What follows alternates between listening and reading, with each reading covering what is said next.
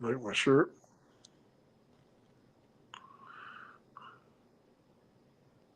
And we're live, and I love your shirt. Love your shirt. Yeah. Do you All know what right. it is? What is that? Is that Caddyshack? Yep. Bushwood Country Club 1980 Caddy Day Golf Tournament Champion. Nice. You know, I've never seen Caddyshack. That's the running joke on me and Nate's show. You're not telling the truth. I am telling the truth. You've never in your life seen Caddyshack. Well, I thought you were a P1 of the show. I was always proud of it. No. We've joked about this multiple times. Now, is it a point of contention that you won't watch it now? I won't watch it for the joke. I also have decided I won't watch it because it creates unreasonable rage in other people. So, well, it's kind of like people saying they never watched The Godfather. Now that I've seen, or they've never seen Star Wars. That I've seen as well. You know what I watched? And we'll get to some Broncos. Hello, everybody. Hot mic with Hastings and Lindahl. Pleased to be talking some football with you and other things tonight. But no, I was telling Nate, in his honor, I don't know what was going on a couple weeks ago on HBO, but they had like a ton of 80s and 90s movies running in back-to-back succession, right? So I caught a little Breakfast Club, then I caught a little, I don't know, there's some other 90s classic on. And then Big Lebowski was on. So I recorded it. I'd never seen Big Lebowski. That movie sucked. Now everybody's telling me, everyone's like, oh, you got to watch it 4 or 5 times, then you'll get it. Well, if I didn't like it the first time, why would I watch it another 3 or 4? I liked it, but that's a pure stoner movie. Well, now listen, a couple lines to make me laugh. I told everybody the line about that rug really brought the room together, man. I mean, that made me laugh, right? That's funny. That's just a pure stoner movie. All right. You know, another one that everybody absolutely loves, but I've had to watch it. The first time I went, I was on a date. So I was always thinking about was The After Date. Yeah. And Don't Fart. And I was pretty excited about The After Date, but Pulp Fiction, you know, I've watched Pulp Fiction in pieces, and I don't mind it. But, man, that thing wouldn't hold up today. There's a lot going on with that. There's a whole lot going on in that sucker. I will say this. I went to that movie one time. The first time I went to it, probably doing something I probably shouldn't have been doing. Sure. And all of a sudden, you know, he's like dead and then he's alive. And it's like, and I'm like, I thought I'd fell asleep in the middle of the movie, so I had to go back again, completely straight. Okay, they're jumping forward, backwards. Yeah. No, like it's a fun enough movie, but yeah. Anyway, do you have a favorite? What was your favorite sports movie? I feel like we've talked about this. Like what? And you know what? Throw it in the comments if you're here. Hello to everybody on YouTube, Twitch, the whole deal. What is a good, I'm trying to think, what's a good football movie? Well, I'll give you one, and I got to drop back to my era, and I believe it was a made for TV movie initially. James Caan is in it. Billy D. Williams is in it. They're both kids, young. And I can't remember the name of the story, but it was it's called Piccolo. The Brian Piccolo story. Okay. Ooh, you know what? Invincible's pretty good. It's a little cheesy, but it's pretty good. About Papali, the Philadelphia Eagle guy. Yeah, yeah. And Marky Mark plays him in the remake. But before you interrupt me, I'm sorry. The Brian Piccolo story. Here's why it was big for us in Kansas growing up, because Gale Sayers. Hold on, was it Brian's song? Brian's song, exactly right. Brian's Tell you what, then, if you're going to tell me the story, get the name of your movie right. Well, dumbass, you just all of a sudden jumped up. What's your favorite movie? Sports movie? What's a good football movie? And my first. In fact, you know what? This is my first sports movie, period. And it was Brian's song. And everybody in Kansas was a giant Gale Sayers fan, and the Chicago Bears, because Gale Sayers played at KU. So everybody loved Gale Sayers. But that was my very first ever sports movie that I remember. a first football movie by far. I don't know if there was even they ever made any football movie. And then I tell you what, I like the Paper Lion. Did you ever see the Paper Lion? No, who's that? What's that about? It was a book written by George Plimpton, who was a big time writer out of New York. And this is back when sports would cooperate with writers and media people. And he wrote 2 or 3 books. He did it in 2 or 3 with baseball. He did with boxing. But the Detroit Lions let him come to training camp and try out and spent the month in training camp as the 4th-string quarterback or something, right? And actually got into a preseason game and just got killed. But George or was it George Karros? Yeah, George Karros. George Karros, who actually played for the Lions, that was in the movie, and Alan Alda from MASH was George Plimpton. But these are old school movies, and I'm sure the technology and the cinematography isn't what you get now. But it's and I read the book. The book's outstanding. The book is outstanding. But think about it. Think about an NFL team give me I don't even know who the Broncos writer is. Who's the guy you had on today? Nick Kosmider. Let's Kosmider come out and go through training camp, all the running, all the lifting, all the scrimmaging, taking snaps, basically running scout team and in today's modern NFL. Imagine that. Well, so if you remember, I think Shanahan let a guy do that as the kicker. Somebody got to do it as the kicker, wrote a book about it. Might have even been Fox. Oh, well, I don't even remember that. And then in order to end camp, he had to make a kick. And he wrote about it was the only pressure situation they could actually let him have. But you remember he had never felt so much pressure because if he missed it, they weren't going to end camp early. I remember the kick. I do remember that. I didn't realize he wrote a book or a piece, so I do kind of remember that. It ain't the quarterback like you're talking about. That's a whole different world. You got to do that, didn't you? Didn't you goalie for the Mammoth or tried out for the Mammoth? They let you go there and wire up and oh yeah. That was my Ron Burgundy. I immediately regret this decision as we started doing all the running, but no, we had a good time. That was one where, I got a few stories from that. I mean, it was cool. Matter of fact, the guy, I should have had a goal, but the guy that fed me for it, I remember catching the ball and I thought that dude shoots hard. That guy passes harder than I shoot. And I shouldn't have let that thought run through my head because it let the goalie get back over and I didn't shoot the ball quick enough. But yeah, it was, I finally pulled one guy out. I remember one guy was playing defense and I was on offense and I kept trying to feed everybody because Bob Hamley, the coach of the Mammoth, had told me, he goes, look, it was funny because Bob was cool. He's getting me ready for this thing. And then at the end of the session, like Miyagi before the tournament, he goes, now listen, I've done these. I've been to these. There's going to be a bunch of meatheads out there. You don't go into the mess. You don't go trying to hit anybody. He goes, just stay outside and walk away from this thing and we'll all have a beer in your honor when it's done. But he's like, do not get in the middle of this because likes to hit guys showing up and you won't be walking out of there the way you walked in. He goes, I want you on the outside. I want you feeding cutters. I don't want you aggressive at ground balls. We both know what this is. Don't lose your head. Don't be thinking you're finding your youth in this thing. And sure as shit, I got out there and I remember I grabbed one D guy and I was like, look, brother, I don't mean to insult you, but neither one of us getting a contract today. You come cover me and we're going to both get out of this all right. And I just tried to feed guys cutting the crease the whole time. So that was it. You never had an opportunity, stuck your nose in there just one time to see. No, because again, you know what? Here was my first problem. We did one-on-ones, and I set this kid up for a dodge that I used to do all the time where I would spin back, and I thought it'd be funny to tell these guys I'm wearing cleats as old as you are. You know, remember the Nike screw-in Sharks? That's what I decided to wear.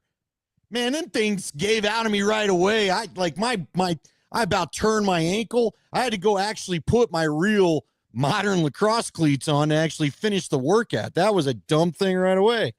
The coach, my buddy was the trainer for the Outlaws, a guy I'd played with forever. Shout out to Chris Spangler. And when we got done, he said everybody was doing their warm-ups and we had to go through a shuttle line and all this. And the coach, I guess, turned to Chris and he goes, just watching Andy run makes me hurt.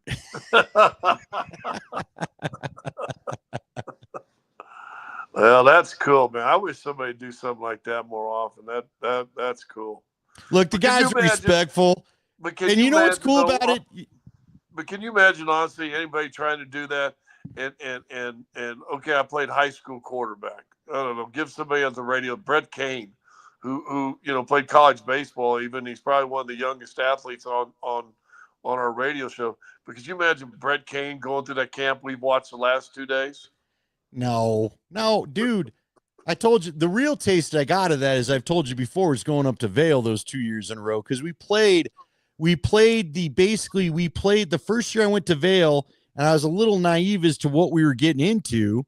We played the Philadelphia Wings of the Mammoth League. Like, literally, they were the Philadelphia Wings, and they were sponsored by MAB Paints, which is a painting company out of Philadelphia. And it turns out I played a bunch of these guys that I would cover later. And then the next year, we knew what we were getting into because they were Team Toyota, but they were all the Syracuse guys that I watched when I was growing up. The Gate brothers and Tom Marichek and Quint Kesnick, who does all this ESPN stuff, was in the goal. And this guy, I guess he wasn't a Syracuse guy. He was a Hopkins guy, but now I'm forgetting his name. Dude, he was like the baddest defenseman going. I remember thinking, I ain't going within 5 yards of that dude. He was like, he was as tall as Tyler. He looked like Tyler does now. I'll just tell you that. Can you imagine Tyler with a big old long pole trying to break your arm and your spirit at the same time? Yeah, no thanks, man. That was when I was like, geez, dude. Because I remember when we played the Philadelphia Wings, I was like, they're just dudes. Of my last famous thought on the sideline.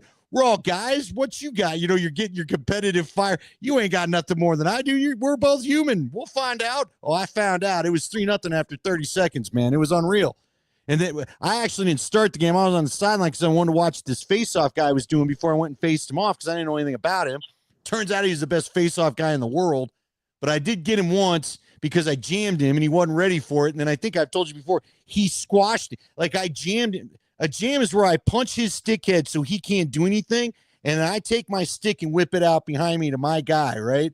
Well, I got the punch in, and I got low so he couldn't see what I was doing. I'd always get my head in their way, and he just decided he'd lay on me so I couldn't move. He was not happy. He lost to this scrub, and I felt like a bug squashed under a shoe. I could not get the guy off me. So... But I won. I won the face-off. Then I went down. I assisted on our first goal, and it was the last good damn moment of that day. I can tell you that. That was your last. How old were you when you did that? That was the last 22. That was the last smile that I had that day. As an athlete. And, dude, it was unreal. Scotty, watch. I try to tell people, and for lacrosse, it was a little bit different. You could probably tell some stories, too. But I didn't grow up playing lacrosse. I grew up playing other things. So all of a sudden, be playing these dudes that, like, you and I was playing. I've told you, I played hoops in the park. We played football in the snow. When it would snow, we'd put all our snow clothes on and have a goal line stand game where you literally just knock the snot out of each other because you had all your winter clothes on, right? Yep. And then I get up in this thing, and I was like, geez.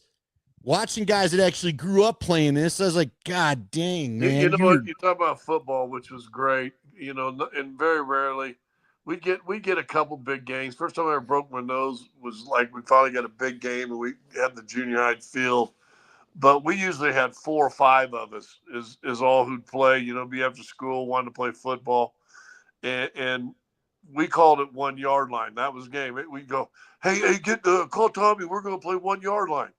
And basically, if we could play with 3 people, and you'd have 2 defenders and 1 guy on the ball, and you snap it, and you'd have to move the ball. You had 4 downs to go against 2 guys or 2 on 3, 3 or whatever, to move the ball like, it wasn't a full 5 yards, probably more like 2 or 3 yards, and you were trying to just crash in each other. But I think every kid that grew up that actually got to go outside back in the day before they had electronics all played a game similar to that called 1 yard line. Hit the man with the ball. Everybody played hit the man with the ball. Every throw the ball up, and you're finding dudes to catch it, and then you'd have the other 8 guys chasing them. Man, yeah. I don't know what it's called. It was us against the. I can't say smear the is what we used to call it. I won't say the word. We called it hit the man with the ball. So, Yeah, man, it was, but it was like you said, it was fun. And then I just loved, man, I grew up, there was nothing I loved more than playing football in the street. I really did. Like you said, and every now you get in a park, but the park was kind of like training camp practice today, which we'll talk about, where the park, there was grass, so you felt like you could tackle, and somebody was getting their nose I don't know about busted, but somebody's leaving bloodied. A few people Right. were probably leaving bloodied, right? We had in high school, junior high for sure, until you finally put the pads on, real pads on the first time, then it became no one wanted to tackle anymore. You're like, we're not protected. We don't have pads. But we had literally 7-on-7 football games, 8-on-8, depending on how big and and how many guys would come. Football games, tackle games in the park every Saturday afternoon, and you'd go and play from 2 o'clock till 6 o'clock. Then you'd go home and just every fall. And I know we didn't do it on Sundays because Sundays then you're going to church and then going to sitting the TV. And for us, our NFC game is always the Cowboys, and our AFC game is always the Chiefs. Really? Always the Chiefs? Well, yeah, we lived in Kansas. I guess, yeah. You know what? I always think you grew up in Arkansas. I always got to remind myself that because you went to Arkansas. Right. You talk about home, and I just assume that it was Arkansas. Well, so. It's funny because my brother nearest my age is a Giants Chiefs fan. I used to, I'd get him tickets or passes anyway to come sit in the booth whenever the Broncos played the Chiefs. And I looked back there and I'd left him passes. He had been and you can get anywhere, right? He had been in there talking with Lenny Dawson, who was doing the color for the Chiefs. Sometimes he was in there talking with Lenny Dawson in the meal room, and he's got his full silk red Chiefs starter jacket. He and his wife both got their face painted and sitting right in the booth. I looked up and I hadn't seen him yet. I look up and he's going like this. And I'm like, big Kansas City Chiefs face painted, all this stuff. And we're in the Broncos booth, and and the booth right beside us is the coaches. And I got these two knuckleheads, my brother and his wife, just decked out in Chiefs stuff. So I did that about the first 3 or 4 years, and finally I talked to somebody. The Chiefs gave me a ticket in the fan section, which turns out literally, how the Chiefs Stadium goes up to a point in the corners. That's where they put the Bronco fans. The Bronco families are way, way, way up there. So after they goes, well, you got to see him pretty good. No, he's telling me where it was. So all right. So next year, got passing again. He got to come back inside. So Well, you know what's kind of funny? You bring it up, and we'll get to camp today, I promise, folks. But you know what? This is a little what this meant. This is podcast is you and me just hanging out.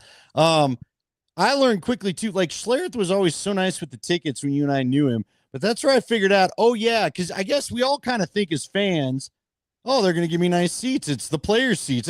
No, they're selling the nice seats, man. They're not giving you. They'll give you some seats, like you said, or the fans. You can buy some fan tickets. Yeah. They're not putting you anywhere nice. They're letting their paying loyal customers have the really good seats. You know what I mean?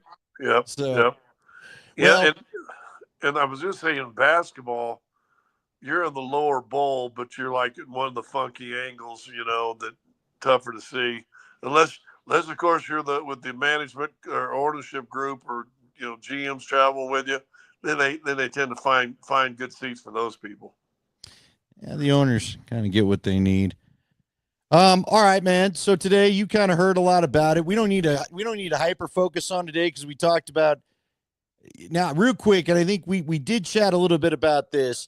You were on that Detroit Piston bad boy team, and I feel like they all did some talking. I loved J.K. Dobbins talking shit today. I really did, because I feel like the Broncos offense is missing the mouthpiece of the ego, if you will. You know what I mean? Now, don't talk more than you can back up, but you were buddies a long time with Shannon Sharp. That dude was always the guy. He and Rod Smith were always running their mouth, from what I understand.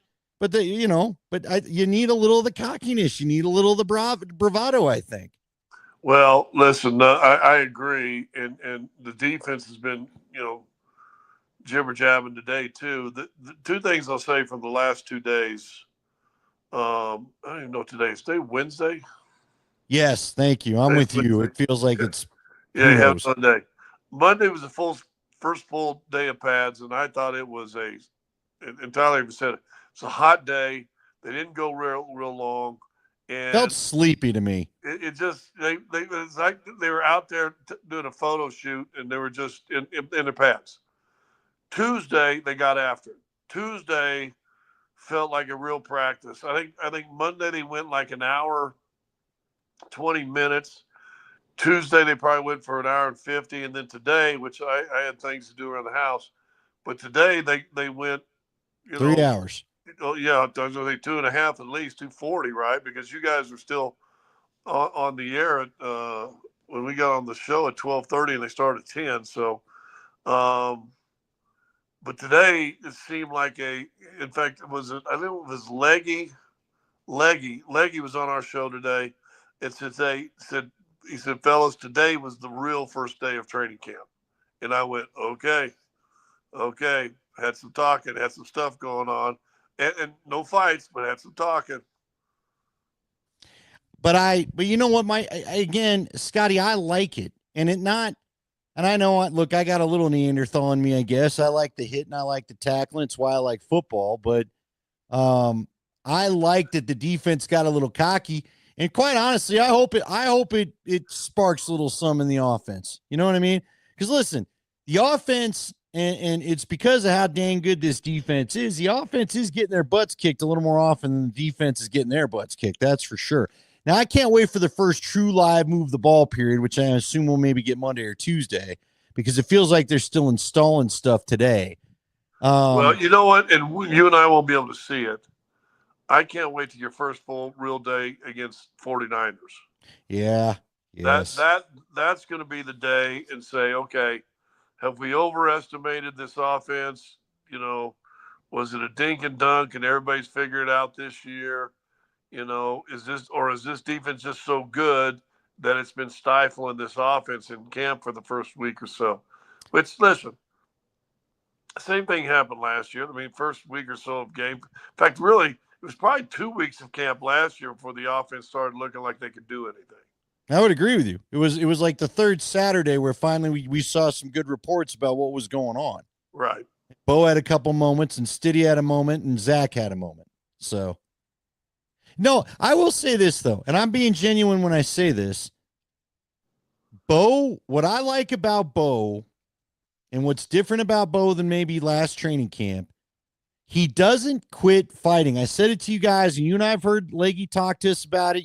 Leggy's talked to us in private about Drew Lock letting one become three, become five bad plays, and so on and so forth. Paxton Lynch would do one. Frankly, Garrett Bowles struggled from it. Get one holding call, missed a bad block, then he get upset. He'd go in the tank for a quarter, whatever. That ain't Bo, man. Bo, first couple downs, Bo's got to throw one outside and it skips. Bo doesn't get enough time. He's got to run away. That wasn't really what they wanted to do. But Bo hangs in there and Bo fights. Bo again, there were 2 team periods where he got 4 plays. He would have gotten a first down by the end of that. He would have moved the sticks by the end of that. Now, it wasn't a deep ball. It wasn't a highlight everybody wants to cheer about, but he moves to the side. He eludes the pocket. And I'm telling you, the one that he threw to Sherfield I told you about today on that last play of the team, I mean, stuck it right on the top of the 5. It was a hell of a throw. It really was. I see, you know what I'm excited to see with Bo and all this stuff is and he's, like you said, next week. I'm really curious what Tom House helped him with. Because Tom House is a throwing mechanics guy. Normally it's with pitchers, but I've heard of football players going to him. Right. So I'm a little curious if Tom House doesn't add just a little more something that Bo's throws. Because I'm telling you, dude, it was a rocket about 12 yards that stuck right on the top number of Sherfield. At the top number of you Sherfield. Remember last year, everybody talked about it. He'd almost have to jump out of his shoes to throw it down the field 40 or 50 yards. So maybe the mechanics helps on that and everything else too. So No, listen. The one thing, and you and I talked after your show today. Um, I listen. I thought he was horrible first 2 weeks. We can be honest now because he had a great season. He had a surprising season. Surprised you and me because we saw him in camp, and he listen. The first 2 weeks in particular, he was not the best quarterback in camp. Scotty, I'm not going to hide from what I said last year because I said it. I did not love his camp, period. I did not love his preseason, period, last year, and it felt like they forced him as the starter. But Sean gets to hold it over all of us because of how it worked out. He was Yep. right. I was Yep. wrong. And but now there needs progression. So what I was saying though, that to me, he looks like a guy that's supposed to be where he's at. Um, It's his team too. it's his team. I think guys genuinely like him. All right, can we pause that for a second? I do want to ask you, when does your BS meter go off? Because I do agree with you. I think guys, I said this to Nate today. You want to know one of the reasons? Because they were talking about it on the Rich Eisen show, and Rich Eisen had made the statement. He said he thought when they cut Russell Wilson that was going to be the theme of he called it. This is Rich Eisen, not me. Rich Eisen said he thought cutting Russell Wilson was going to be the theme of a failed Sean Payton tenure. And I said to Nate today, I said, you know, the reason why I think it worked, not just that you got a rookie quarterback on the cheap and blah, blah, blah. I think it's because guys genuinely like Bo. I don't think there's any BS about it. And so the locker room wasn't upset that you got rid of the vet guy.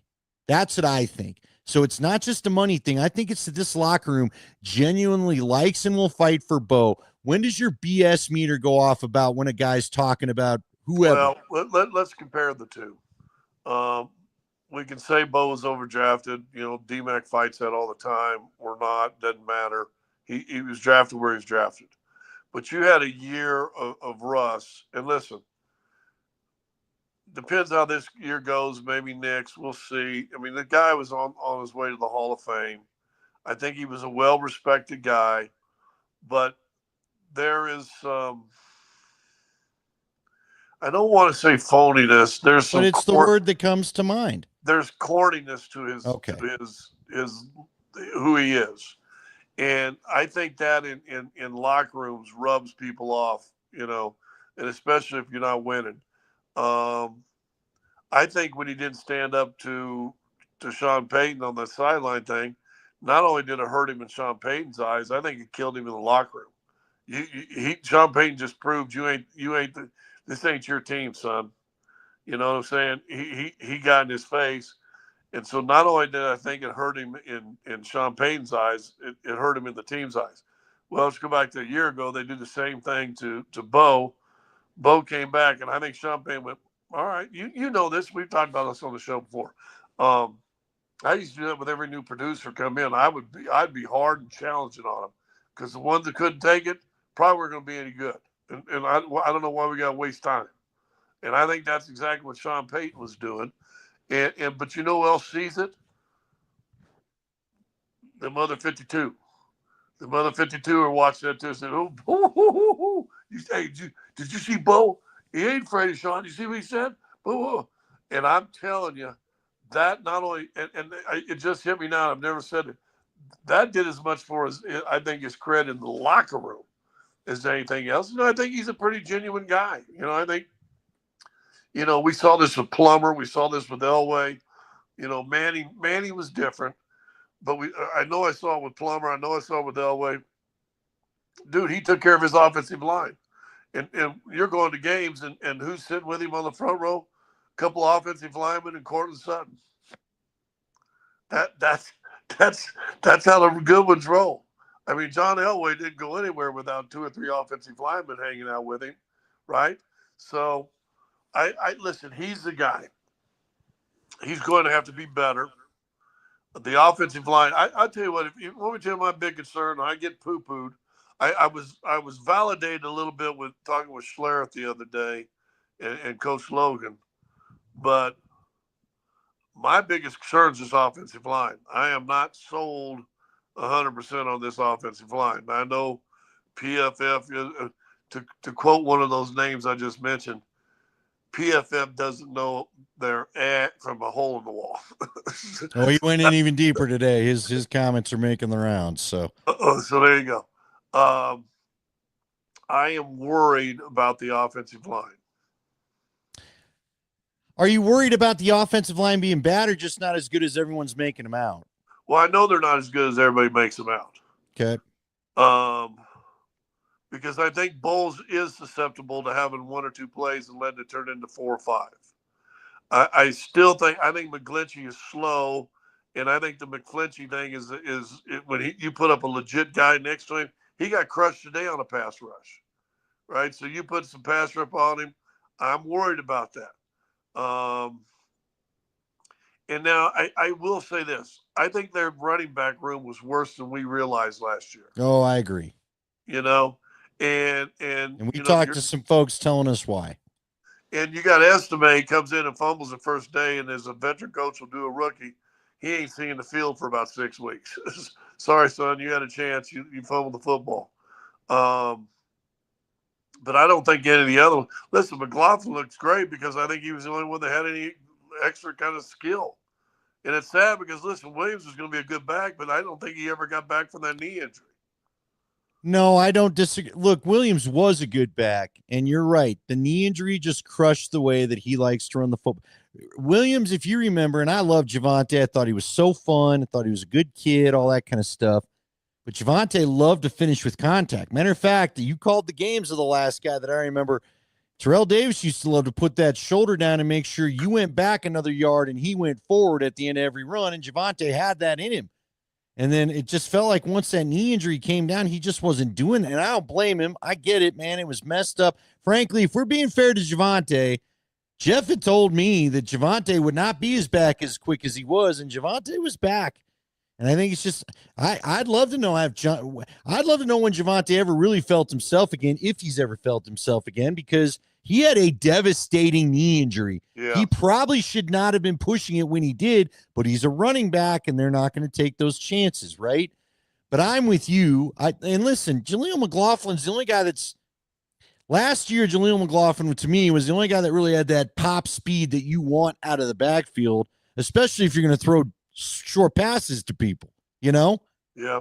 Javonte just didn't have any more. I don't know what to make of Estime. I know some people are thinking Estime is having a great camp, and that's cool. Good luck to him. I don't have a problem with the guy.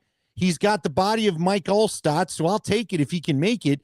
But to me, I'm telling you, what I saw today in the rotations and what I've seen watching practice, and you've been there too, it's Dobbins and then it's RJ Harvey. Right. And then we see who comes in after that, right? Well, and I wasn't there, but you were there the other 2 days, and the rotation ain't been all that different. No, but I also saw a handful of plays of Javonte because or not Javonte. What am I saying, Javonte? Dobbins of Estime going. Oh, who's that? I had to look the number down. I went, whoa, okay. And Tyler said today he lowered his shoulder and ran over somebody today and picked up another 2 or 3 yards. So well, he needs to do that. That's the body type he is. I just think he's going to be better this year. Listen, Mims took a jump out of this world as far as a wide receiver from season 1 to season 2. And I really do think, other than Bo, I just don't think he's play a lot of young guys a lot of minutes, until they really, really earn it. And I think when Esme fumbles on his first carry as a pro, I think that killed him. And of course it does, because it was the knock on him coming out of college, right? You're putting Bidet in a playoff game who's been on the injured list for 7 weeks, and Esme had a couple good games late in the season, and you're putting him as inactive. That's a dumb decision. It didn't matter. But I think that was a dumb decision. No, I'm with you, and he didn't play a lot anyway, so it is wild that a guy you used for basically 2 plays, I mean, they just kept going with you. But look, man, they couldn't keep first. There weren't a lot of you couldn't get first down after you scored that touchdown. There weren't a lot of plays to have, period. Look, I think the running game I hope it'll be better. Don't hope. Do you think it will? Yes or no? Well, I mean, Scotty, here's where I'm at now. Last year at this time, you and I are doing podcasts, and you're like, I don't know, everybody may suck. I don't know how good this defense really is.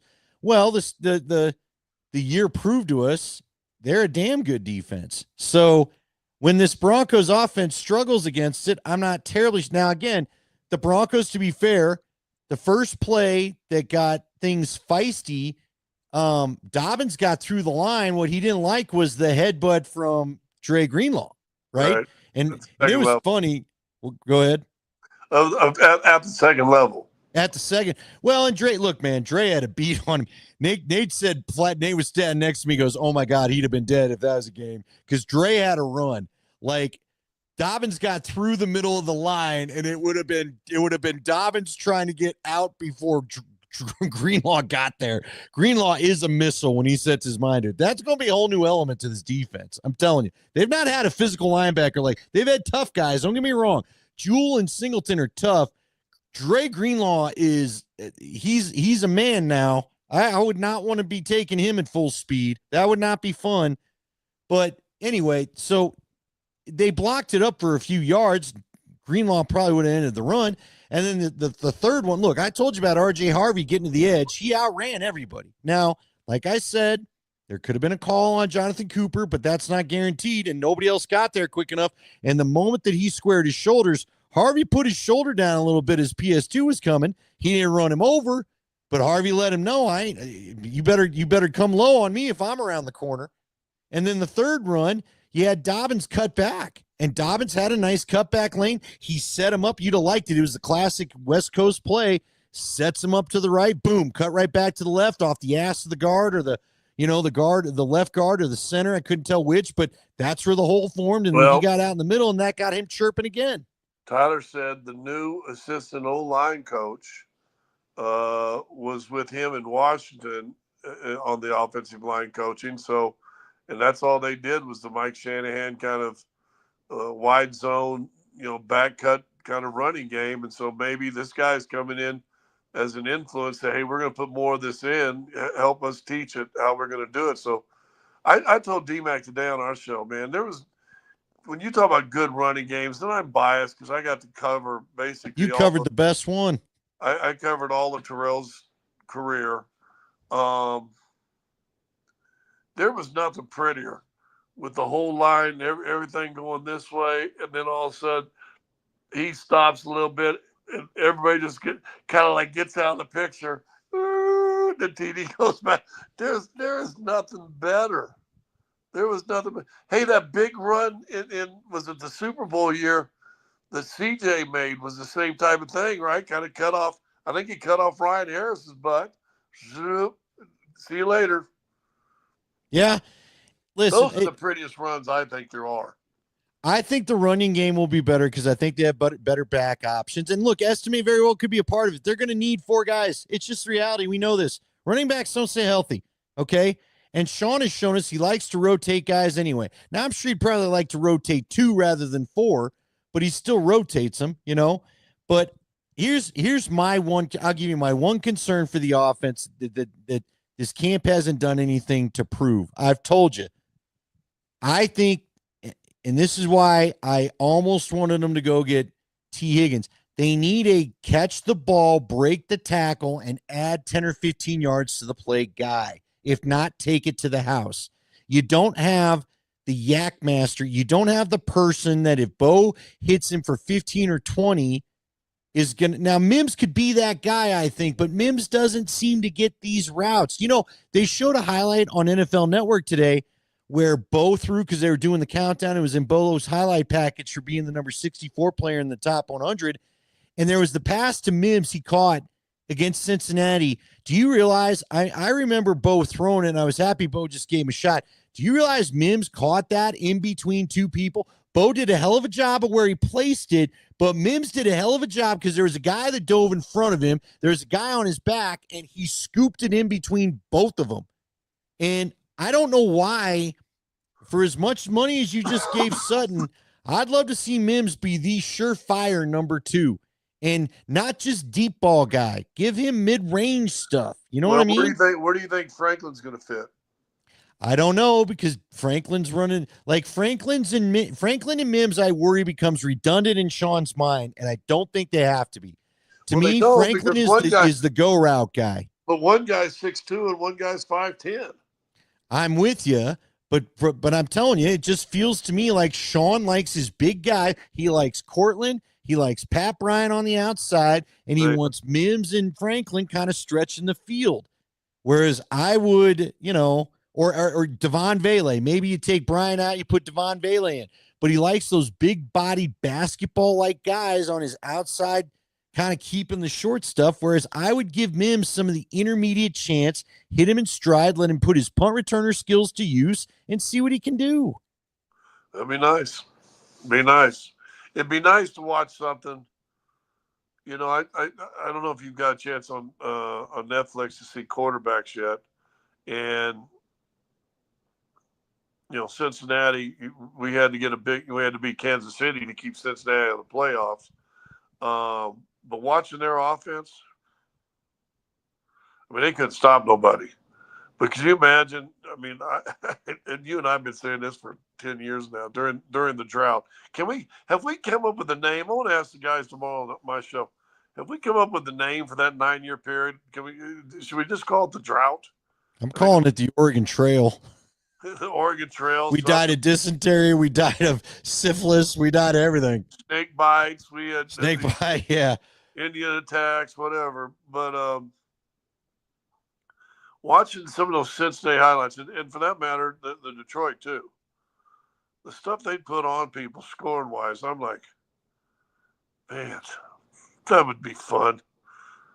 I mean, could you imagine? Listen, I'll tell you what, this team might win 15 games this year if they could average 30 points a game, like the Shanahan's teams did when they won the 2 Super Bowls. They could average 30 points a game, and if this defense is who we think they are, they may not lose games. They'll lose games because of turnovers. Every team seems to have one of those games where they turn it over 2 or 3 times you ain't supposed to. But they can put 30 points on the board. I mean, how are they going to lose? Well, heck, Scotty, if this defense can even be better than a little bit than last year and all they're giving up is 18 to 20, all you need is 26. I like your 30, but shit, just give me 26. Give me 30. I'll take 30. But I'm just saying in minimum, you know what? Just don't give me 16. Just at least 23 minimum every time. I've also watched this past week on 30 for 30 on ESPN. They had Bullies of Baltimore. The year they won the Super Bowl, they had a 5-game period where they didn't score an offensive touchdown, and they won 3 of them. You want to talk about a defense? They went 5 games without scoring an offensive touchdown and won 3 of them. I remember in a part because it Trent Dilfer as the quarterback, and wasn't it about the time? Well, maybe that was. Well, Trent didn't Billick have some big speech? Yeah. Because remember, Billick was an offensive guy. I think winning the Super Bowl that way had to crush Billick's soul. Well, they changed it. They changed the middle, became a running team. The team came to us and we got to run the ball better. You had Jamal Lewis. Yeah, we got to run the ball better. And there was a play, and Billick is mic'd up. He goes, "If this play works, I'm going to be turning into. I've just turned into a running coach. I've turned into a running coach." And he's like disgusted. Here goes Jamal. Third and 6 or something like that. And he picks up 14, and they go, "Okay, here we go." But that guy can run a little bit too. That was a good team, man. I didn't like him because they took Shannon, but that was a good team, dude. How often do you remember that Jamal Lewis had a 2,000-yard season? Is he the most forgettable of the 2,000-yard guys? You know what I mean? Well, it's incredible because he was a hell of a runner. He was a beast. In fact, wasn't that the year they won it? Was the year they played Denver, right, in the first round of the playoffs? Yeah, and remember, actually, Denver played them as well as anybody during that run. Ultimately, they did. Yeah, they did. But like everybody else, they couldn't really do much offensively against them. So no. And that's where they had the deflection or something. They had a big play, some sort of deflection. We almost intercepted. Ball kicked up, catches it to Shannon, and Shannon rumbles like 70 yards or something. You're right. I forgot about that. You know what else wasn't that also the game where John Mobley hurt his neck, and that was that? Man, you know what I was talking to Nate about today? Dre Greenlaw reminds me of it a little bit. Let me guess. 50. 50. 56. 56. 56. Little Al Wilson to him. Just woke up in a bad mood and he's bringing it to the football field. I was going to tell the story, but you guys, I don't know. I didn't want to interrupt your flow, but I love telling the story of Jeb Putz here because it's what reminded me today. We all watched it, but Jeb Putz here gave me the commentary where we were in Houston those 3 days. You and I have talked about it where they were supposed to be going thud up and a running back ran over Ian Gold. And, you know, I could say it on our internet show, our little internet show. Al Wilson said, "Oh, is that how the fuck it is? Is that what the fuck we're doing now? All right. And I guess he strapped up both chin straps and he just was like, game on. Let's do it." And I guess Jeb said he put he knocked 3 guys out of practice in a row. Well, I'll tell you what, I was there, and now they're going these play another team thing, and they have one practice together. They practiced 3 or 4 days together. It was. I thought that's how you did it. I thought it was fantastic. I'll tell you another funny story. What was the receiver they had? Andre Johnson for the Texans. And Rod's down there. Rod's kind of already established. And I see him after the game or something, and he gets Andre Johnson's jersey. And I go, and Andre Johnson was a rookie that year. But we saw him in camp for 3 days. And I said, and it was talking about, because he always would collect 80 jerseys. And I said, "You're collecting his? He's just a rookie." He said, "Dude, he's going to be a bad man." He said, that young fella right there, that kid can play. And sure enough, Rod didn't get in the Hall of Fame yet, but he's got an Andre Johnson signed autographed jersey in his house hanging up somewhere. So, dude, Rod always knew. Rod was good. Rod would come and tell me, "Yeah, watch him. Hey, man, I got to give it to Atwater. Because he said it to me, and then he said it to you. He's the one that told us about Sherfield, number 5, the kid we all keep talking about out of Minnesota." When I remember Steve literally said it to me like the second day of camp last week. And I'm like, number 5, didn't they sign him for special teams? He goes, "I'm telling you, he's got a little something." You and I were standing there. It was like on Friday. It was like Friday or Monday, one of the two. And he goes, "Oh, I like number 5. Yeah. He also told me he likes 84. Well, I like 84 too. That's the tight end, Caleb Lohner. Lohner, the big kid. Hey, listen, Sean admitted yesterday at the press conference, I think you were still there. I think you were at the 10. Sean basically said, he's like, yeah. He said like last year or 2 years ago with Jaleel McLaughlin, he knew he wasn't going to get him to the practice squad. He basically admitted, yeah, I'm already not going to get Caleb Lohner to the practice squad. He's going to be on the team. So, hey, look, the kid runs a good route. He's got good hands. He's not bothered by the contact, which I've been told is what these guys got to get used to a little bit. So we'll see. Now, again, I'm not sure how much he factors in this year, but what I like about it, Scotty, is, and I've talked about this with Pat Bryant, Lohner could be the same thing. I see a play I can score a touchdown on with you, and you just give me 4 or 5 of those, it's all worth it, right? Right. So. Yeah, no, I agree. All right. Well, it's about 10:08. We started a little late. We'll get this thing going normal time. Will we? Or is 9:15 our new time? Well, we got that coach and dummy doing a thing, so we were trying to give them a little space. What time do they get off?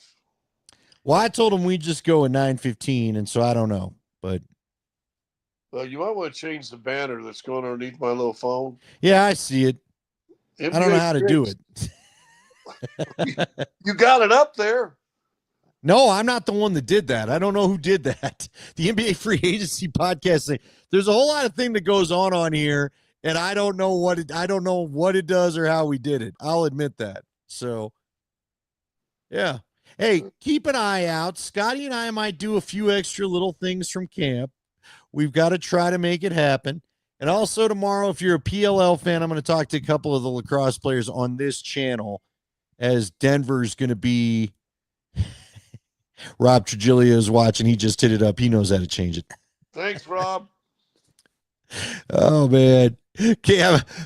Matatambe goes, or Madam Bale says, call tech support. Well, Rob just texted. That's about as good as we get. So, Thank you, Rob. Thanks, Rob. All right. Everybody enjoy your week. Enjoy the practices. We're 1 week closer to football. By this time next week, the Broncos will have landed in San Francisco. We'll have a joint practice happening, and a week from Saturday, we'll have a little preseason football. And tomorrow night we got a little Hall of Fame game, don't we? Oh, yeah, I guess so. Can I say something?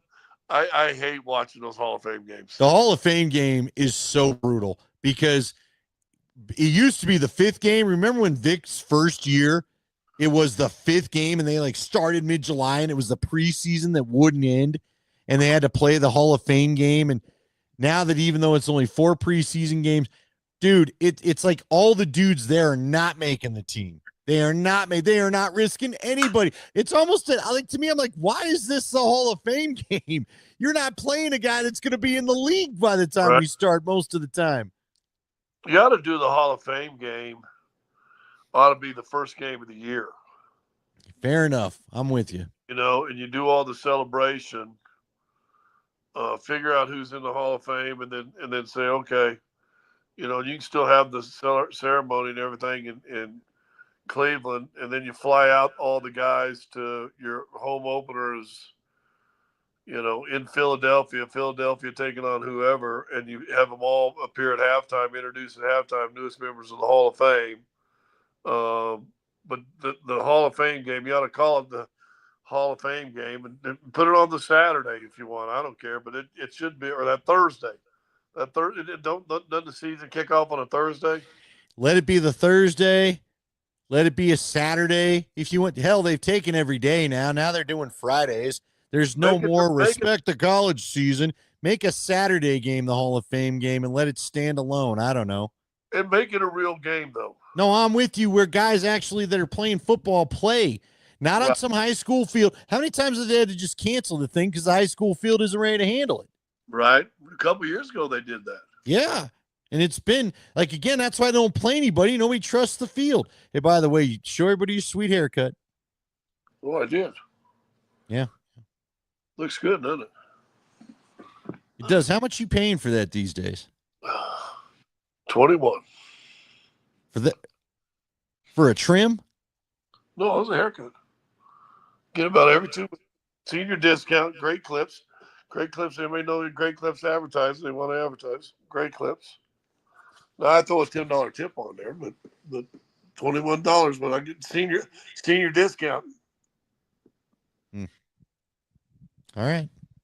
Well, that's a good haircut right there. She did a good job today.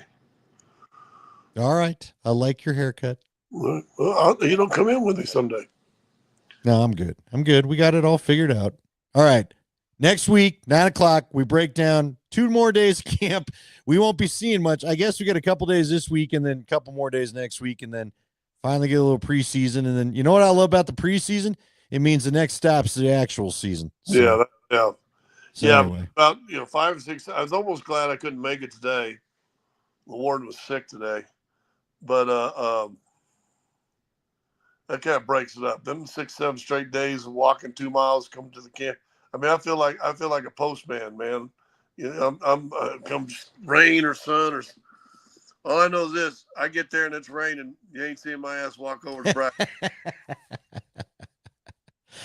Well, I'm with you. Hey, we're not on the broadcast crew anymore, right? When I was on the broadcast crew, I felt like I had to go every single day practice. I went every single practice. But now that I don't, oh well. Times. Yeah. All right, everybody have a great week. We'll talk to you next week. And did you see the Fantastic Four? I feel like we need to do your movie suggestion for the week. You got a movie suggestion for the people? I'm stuck right now in season 4 of Downton Abbey. Okay. All right. Well, on that disappointing note, good night, all. Good night.